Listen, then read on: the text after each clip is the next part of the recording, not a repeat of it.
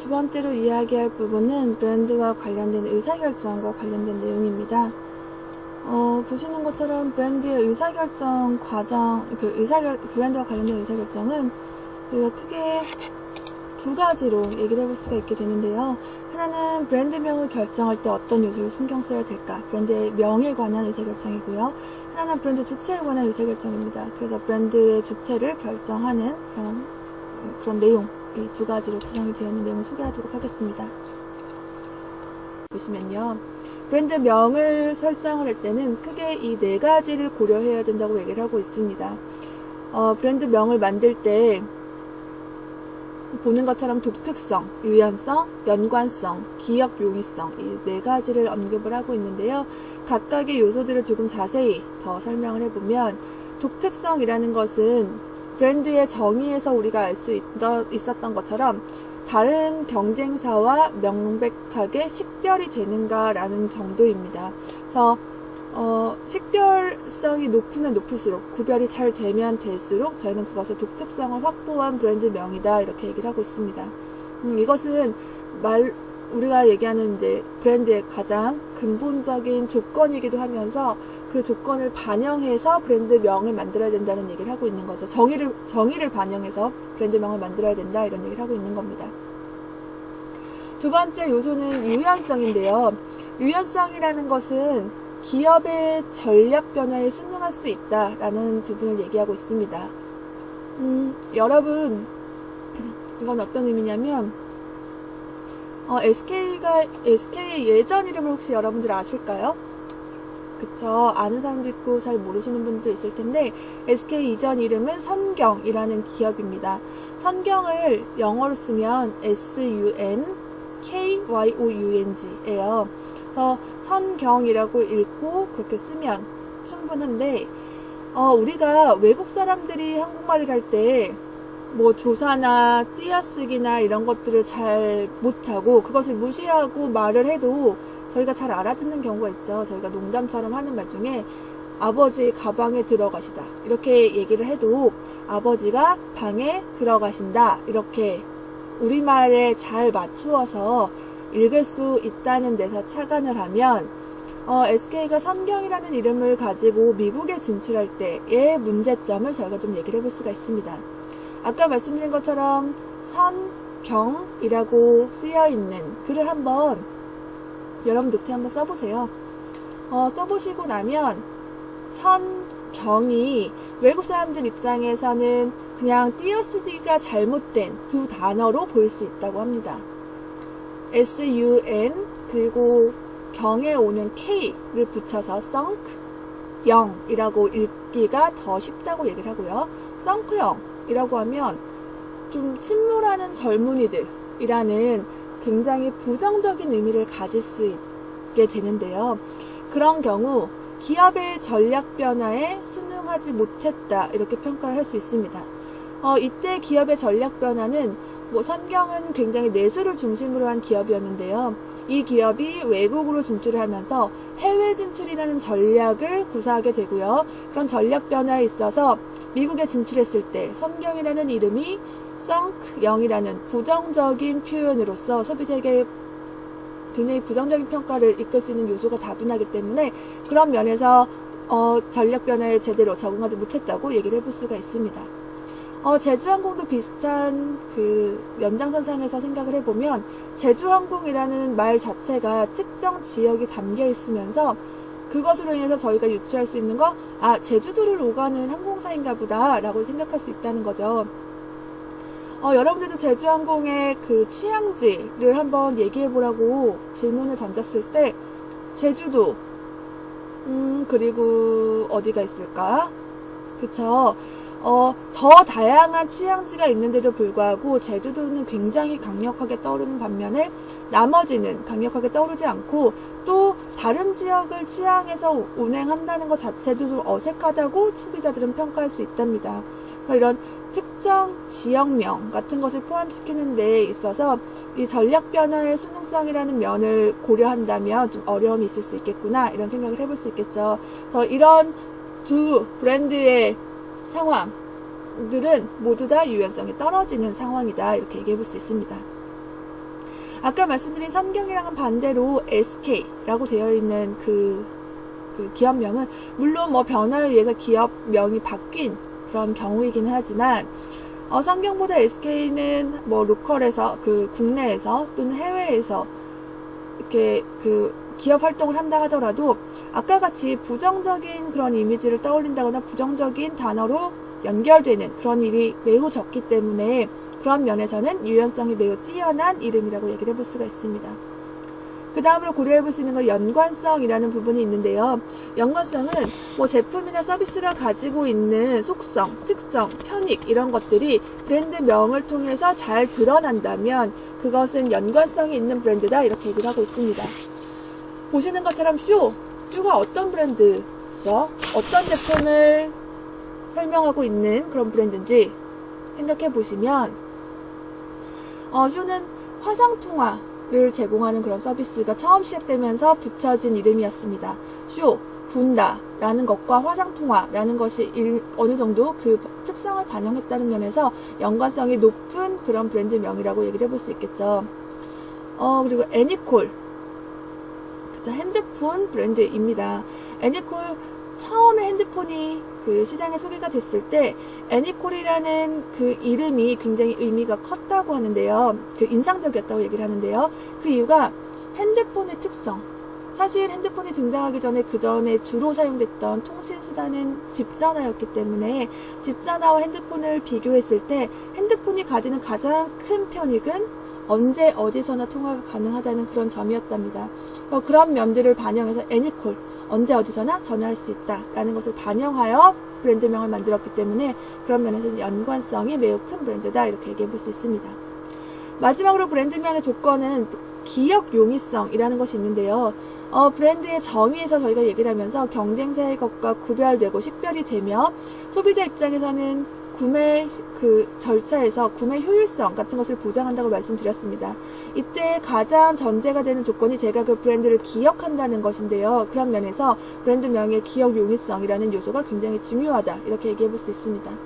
기억 용이성을 강화하기 위해서는 가장 좋은 방법은 브랜드를 쉽게 만드는 것입니다. 읽기도 쉽게. 사실 단어만 간단하게 만드는 게 의미가 있는 게 아니고요.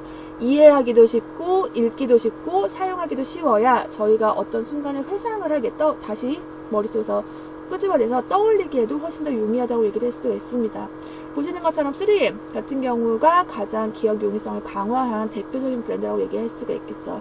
그리고 토이즈러스 같은 경우에는 뭐 아주 쉽다 이렇게 이해되지는 않지만 특이성을 강조함으로써 독특하면 기억이 잘 된다 라는 측면에서 기억 용이성 얘기를 하고 있고요. 이 브랜드는 또한 연관성도 매우 강력하게 가지고 있기 때문에 여러 가지 면에서 우수한 유권을 잘 갖추고 있는 브랜드명이라고 할 수 있습니다.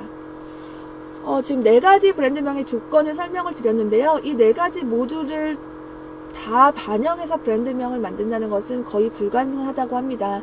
그래서 어떤 것들을 고려할까 라는 차원에서 이 모든 것을 고려하는 것이 중요한 것이 아니라 그 제품의 특성 그리고 그 시장의 특성을 반영해서 더 강조되어야 되는 브랜드명의 조건을 규명을 하고 그 브랜드명의 조건을 반영해서 브랜드명을 만드는 것이 가장 바람직하다. 저희는 그렇게 얘기를 해볼 수가 있습니다. 다음으로는 브랜드 주체를 결정하는 것인데요. 브랜드 주체라는 것은 브랜드의 소유자를 의미하는 거고요. 브랜드의 소유자를 결정하는 방법에는 어떤 것들이 있는지 좀 더 자세히 살펴볼 수 있도록 하겠습니다.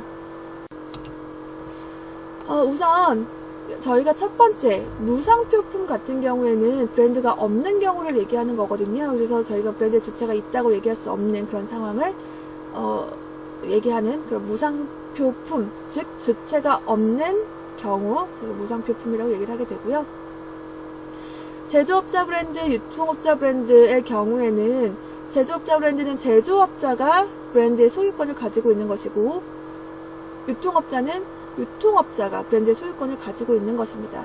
그래서 각자가 가지고 소유권을 가지고 있는 만큼 그 제품에 본인이 소유하고 있는 브랜드를 붙여서 판매를 하게 되는 그런 형태를 보실 수가 있겠죠.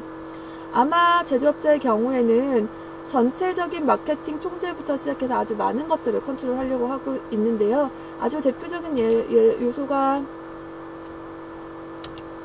이런, 여러분 마트에 가시면 아주 많이 보실 수 있는 이런 요소들을 저희가 얘기를 해볼 수가 있습니다. 뿐만 아니라 뭐 아주 많은, 특히 전통적인 시장에서의 많은 제품들은 거의 다 제조업자 브랜드라고 해도 무리가 없을 것 같은 정도로 굉장히 많은 제품들이 제조업자 브랜드로서 활동을 하고 있다고 얘기할 수 있겠죠. 유통업자 브랜드 같은 경우에는 저희가 PB라고 부르기도 하고요. 이 유통업자 브랜드는 최근에 와서 굉장히 각광을 받고 있는데요. 여러분들 이마트 같은 데 가시면 뭐 이마트 이름이 붙은 이마트 우유, 뭐 이마트 비닐장갑 이런 것들 많이 보시는데, 이마트 유통업자의 브랜드를 그대로 가지고 가서 유통업자 소유의 브랜드를 부착해 놓은 그런 예제들을 보실 수가 있게 됩니다. 아마도 이런 예제들, 그쵸? 이 플러스 아기 물티슈, 이마트에서 나오는 그 물티슈의 그 예제로서 저희가 좀 얘기를 해볼 수가 있게 되는 거죠. 복합 브랜드는 두 가지 이상의 유명 브랜드들이 함께 부착이 된 겁니다. 즉, 이미 유명한 두 개의 브랜드가 있는 거고요. 그 두 개의 브랜드를 한꺼번에 하나의 이름처럼 사용하는 것을 저희가 복합 브랜드라고 부르고요.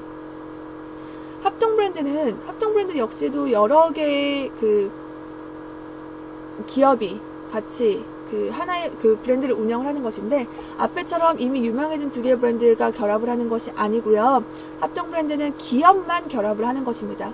그러니까 중소기업들 같은 경우에는 브랜드를 개발하고 유지하고 이런 비용들이 너무 많이 들기 때문에 그런 것들이 불가능한, 아니면 어려움이 많은 경우가 많다고 하는데요. 여러 중소기업들이 모두 다 힘을 합쳐서 하나의 브랜드를 개발하고 사용하고 그리고 발전시키는 그런 과정을 가지고 있는 그런 브랜드를 저희가 합동 브랜드라고 부르게 됩니다. 복합 브랜드와 합동 브랜드의 예를 하나씩 살펴보면, LG 프라다폰인데요. LG라는 유명한 브랜드와 프라다라는 유명한 브랜드가 결합을 해서 LG 프라다폰이라고 불리고 있습니다. 이런 복합 브랜드는 각각의 브랜드가 가지지 못한 것들, 가지지 못한 이미지라든지 아니면 가지지 못한 시장을 염두에 두고 두 브랜드가 결합을 하는 경우가 많다고 얘기를 해요. LG전자 같은 경우에는 아무래도 매우 대중적인 이미지를 가지고 있다 보니까 고가의 좀 프리미엄 폰을 출시하는 것에 있어서 좀 제약을 가진다고 느꼈다고 합니다. 프리미엄 폰 시장에 진출을 하면서 어떻게 하면 그 LG의 조금 고급스러운 이미지를 더해볼까라는 고민을 하던 차에 그런 이미지를 가지고 있는 명품 브랜드인 프라다와 결합함으로써 LG 중에서 프라다와 비슷한 고유의 그런 명품의 성격을 가지고 있는 폰이다라는 것을 증명하는, 아니면 이렇게 보여주는 그런 요소로서 작용을 하고 있는 그런 예제입니다. 근데 이렇게 생각하면 프라다는 왜 LG와 결합을 했을까라는 의문이 좀 드실 수 있을 것 같아요. LG야 그런 고가의 프리미엄 이미지를 얻어간다는 아주 큰 장점이 있지만 프라다가 대중적인 이미지를 원하는 건 아니기 때문에 LG 프라다폰에서 프라다는 도대체 얻는 게 무엇일까 좀 고민해 볼 수 있는데, 저희가 이제 아주 잠정적으로 좀 전제를 해서 이야기하는 부분은 프라다가 얻을 것이 없는 상황은 절대 아니다 라는 게 첫 번째 조건이고요. 그것으로 대표적으로 이야기되는 이유 중에 하나가 그 잠재 시장의 발굴입니다. 프라다 같은 경우에는 어떻게 보면 의류 또는 이렇게 가죽 제품들, 백이라든지 신발이라든지 이런 것들로 굉장히 유명한 그런 패션 제품들로 유명한 브랜드이기 때문에 이런 브랜드들이 완전히 다른 전자제품과 같은 그런 영역에 진출하려고 하면 어느 정도 제약이 있을 수밖에 없다는 거죠. 그래서 소비자들한테 아직 진출할 계획도 없고 진출을 가시화시킨 건 아니지만 앞으로 있을 수 있는 그 여지, 가능성 때문에 그 시장 개척의 여지와 가능성을 위해서 이런 대중적인 또는 이런 전자제품의 시장과 관련된 그런 브랜드들과 결합을 해서 소비자들에게 미리 조금은 낯선 그런 마음을 조금 누그러뜨리는 그런 역할을 한다는 면에서 프라다는 LG와 결합을 했다고 얘기해 볼 수 있습니다. 합동 브랜드, 아까 말씀드린 것처럼 중소기업들이 모두 함께 하나의 브랜드를 개발하고 사용하는 그런 경우를 얘기해 볼 수 있는데요. 아주 대표적인 예로 가파치라는 브랜드가 있습니다. 여러분 혹시 가파치라는 브랜드 들어본 적 있으신가요? 가파치라는 브랜드는 그 성수동에 있는 4개의 가죽 회사가 공동으로 운영하는 가죽 전문 브랜드입니다. 뭐 요즘에는 홈쇼핑에서도 굉장히 자주 볼 수 있는 브랜드로 가죽 가방, 뭐 가죽 지갑 이런 가죽으로 만드는 패션 액세서리를 만들어내는 그런 브랜드이고요. 말씀드린 것처럼 그런 가죽들을 잘 만들어내는, 직접 생산해내는 4개의 중소기업이 모두 함께 결합을 해서 운영하고 있는 브랜드로서 합동 브랜드라고 얘기해 볼 수 있습니다.